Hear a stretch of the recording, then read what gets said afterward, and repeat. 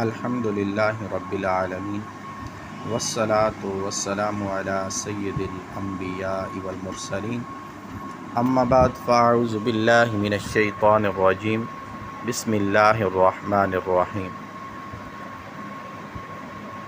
اولئک علی ھدی من ربہم واولئک هم المفلحون آمنت باللہ صدق اللہ العظیم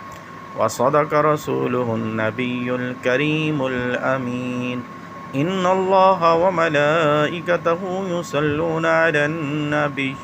يا أيها الذين آمنوا صلوا عليه وسلموا تسليما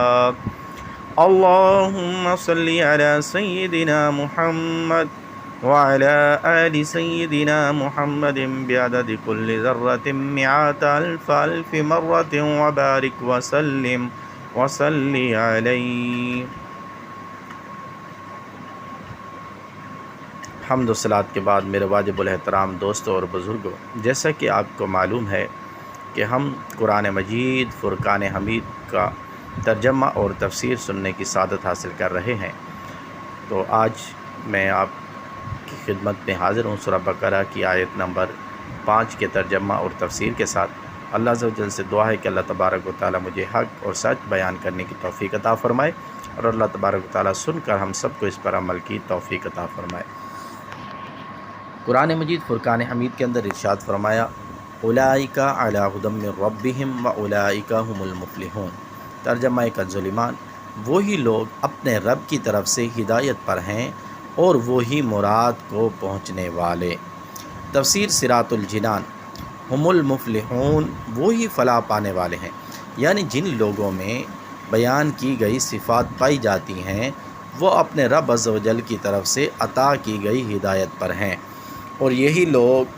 جہنم سے نجات پا کر اور جنت میں داخل ہو کر کامل کامیابی حاصل کرنے والے ہیں۔ جو ہم نے آیت نمبر 2، 3 اور 4 کے ترجمے میں جو صفات سنی ان کا ذکر ہو رہا ہے یہاں پہ۔ اصل کامیابی ہر مسلمان کو حاصل ہے۔ یاد رہے کہ اس آیت میں فلاح سے مراد کامل فلاح ہے، یعنی کامل کامیابی متقین ہی کو حاصل ہے۔ ہاں، اصل فلاح ہر مسلمان کو حاصل ہے، اگرچہ وہ کتنا ہی گناہ گار کیوں نہ ہو، کیونکہ ایمان بذات خود بہت بڑی کامیابی ہے جس کی برکت سے بہرحال جنت کا داخلہ ضرور حاصل ہوگا، اگرچہ عذاب نار کے بعد ہو۔ ان الذین کفروا سواء علیہم اانذرتہم ام لم تنذرہم لا یؤمنون۔ بے شک وہ جن کی قسمت میں کفر ہے انہیں برابر ہے، چاہے تم انہیں ڈراؤ یا نہ ڈراؤ، وہ ایمان لانے کے نہیں۔ تفسیر صراط الجنان، ان الذین کفروا سواء علیہم، بے شک وہ لوگ جن کی قسمت میں کفر ہے ان کے لیے برابر ہے، چونکہ ٹھنڈک کی پہچان گرمی سے، دن کی پہچان رات سے، اور اچھائی کی پہچان برائی سے ہوتی ہے، اسی لیے اہل ایمان کے بعد کافروں اور منافقوں کے افعال اور ان کے انجام کا ذکر کیا گیا ہے تاکہ ان کی پہچان بھی واضح ہو جائے اور آدمی کے سامنے تمام راہیں نمایاں ہو جائیں۔ اس آیت کا خلاصہ یہ ہے کہ اے پیارے حبیب صلی اللہ تعالی علیہ وآلہ وسلم، وہ لوگ جن کی قسمت میں کفر ہے جیسے ابو جہل اور ابو لہب وغیرہ کفار، ان کے لیے برابر ہے کہ آپ انہیں اللہ تعالیٰ کے احکامات کی مخالفت کرنے کے عذاب سے ڈرائیں یا نہ ڈرائیں، یہ کسی صورت ایمان نہیں لائیں گے، کیونکہ ان کے بارے میں اللہ تعالیٰ کو پہلے سے ہی معلوم ہے کہ یہ لوگ ایمان سے محروم ہیں۔ کفر کی تعریف اور ازلی کافروں کو تبلیغ کرنے کا حکم دینے کی وجہ، یہاں 2 باتیں ذہن نشین رکھیں۔ ضروریات دین میں سے کسی چیز کا انکار یا تحقیر اور استہزاء کرنا کفر ہے، اور ضروریات دین اسلام کے وہ احکام ہیں جن کو ہر خاص و عام جانتے ہوں، جیسے اللہ تعالیٰ کی وحدانیت، انبیاء کرام علیہ الصلوۃ والسلام کی نبوت، نماز، روزے، حج، جنت دوزخ قیامت میں اٹھایا جانا وغیرہ،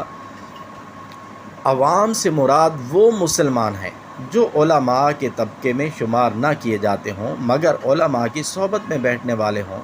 اور علمی مسائل کا ذوق رکھتے ہوں۔ اس سے وہ لوگ مراد نہیں جو دور دراز جنگلوں پہاڑوں میں رہنے والے ہوں، جنہیں صحیح کلمہ پڑھنا بھی نہ آتا ہو، کہ ایسے لوگوں کا ضروریات دین سے نا واقف ہونا اس دینی ضروری کو غیر ضروری نہ کر دے گا۔ البتہ ایسے لوگوں کے مسلمان ہونے کے لیے یہ بات ضروری ہے کہ وہ ضروریات دین کا انکار کرنے والے نہ ہوں اور یہ عقیدہ رکھتے ہوں کہ اسلام میں جو کچھ ہے حق ہے اور ان سب پر اجمالاً ایمان لائے ہوں۔ ایمان سے محروم کفار کے بارے میں معلوم ہونے کے باوجود انہیں تبلیغ کرنے کا حکم اس لیے دیا گیا تاکہ ان پر حجت پوری ہو جائے اور قیامت کے دن ان کے لیے کوئی عذر باقی نہ رہے۔ اللہ تعالیٰ ارشاد فرماتا ہے رسلا مبشرین ومنذرین لئلا یکون للناس علی اللہ حجۃ بعد الرسل وکان اللہ عزیزا حکیما۔ ترجمہ کنز العرفان۔ ہم نے رسول خوشخبری دیتے اور ڈر سناتے بھیجے تاکہ رسولوں کو بھیجنے کے بعد اللہ کے یہاں لوگوں کے لیے کوئی عذر باقی نہ رہے، اور اللہ زبردست ہے، حکمت والا ہے۔ اور ارشاد فرمایا وَلَوْ أَنَّهُمْ أَهْلَكْنَاهُمْ بِعَذَابٍ مِّن قَبْلِهِ لَقَالُوا رَبَّنَا لَوْلَا أَرْسَلْتَ إِلَيْنَا رَسُولًا فَنَتَّبِعَ آيَاتِكَ مِن قبل ان نذل ونخزى۔ ترجمہ کنز العرفان۔ اور اگر ہم انہیں رسول کے آنے سے پہلے کسی عذاب سے ہلاک کر دیتے تو ضرور کہتے اے ہمارے رب تو نے ہماری طرف کوئی رسول کیوں نہ بھیجا کہ ہم ذلیل و رسوا ہونے سے پہلے تیری آیتوں کی پیروی کرتے۔ نیز انہیں تبلیغ کرنے سے ایک فائدہ یہ بھی حاصل ہوا کہ وہ اگرچہ ایمان نہیں لائے لیکن حضور پر نور صلی اللہ تعالیٰ علیہ وسلم کو انہیں تبلیغ کرنے کا ثواب ضرور ملے گا۔ اور یہ بات ہر مبلغ کو پیش نظر رکھنی چاہیے کہ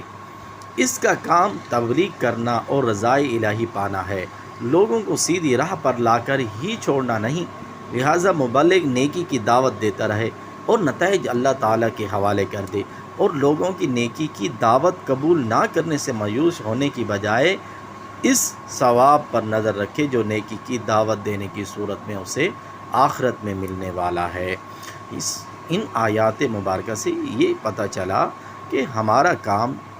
کسی بھی مسلمان کو یا کسی بھی کو نیکی کی دعوت دینا ہے، نہ کہ اس پر عمل پیرا کرانا ہے۔ آپ کا کام دعوت دینا ہے، اور اللہ تبارک و تعالی جسے چاہے گا اسے ہدایت دے گا تو وہ آپ کی دعوت پر لبیک کہتے ہوئے ہدایت کے راستے پر چل پڑیں گے، اور جن کے نصیب میں ہدایت نہیں ہے تو آپ کو ان کو جو آپ نے دعوت دی ہے اس دعوت دینے کا آپ کو ثواب ضرور حاصل ہوگا۔ تو اللہ عز و جل سے دعا ہے کہ اللہ تبارک و تعالی ہم سب کو نیکی کے کام کرنے کی توفیق عطا فرمائے اور برائیوں سے بچنے کی توفیق عطا فرمائے، اور اللہ تبارک و تعالی ہم سب کا خاتمہ بالخیر فرمائے۔ انشاءاللہ عز و جل کل پھر حاضر ہوں گے نیکسٹ آیات کے ترجمے اور تفسیر کے ساتھ۔ اللہ عز و جل سے دعا ہے اللہ تعالی ہم سب کو عمل کی توفیق عطا فرمائے۔ آمین بجاہ النبی الامین صلی اللہ علیہ وسلم۔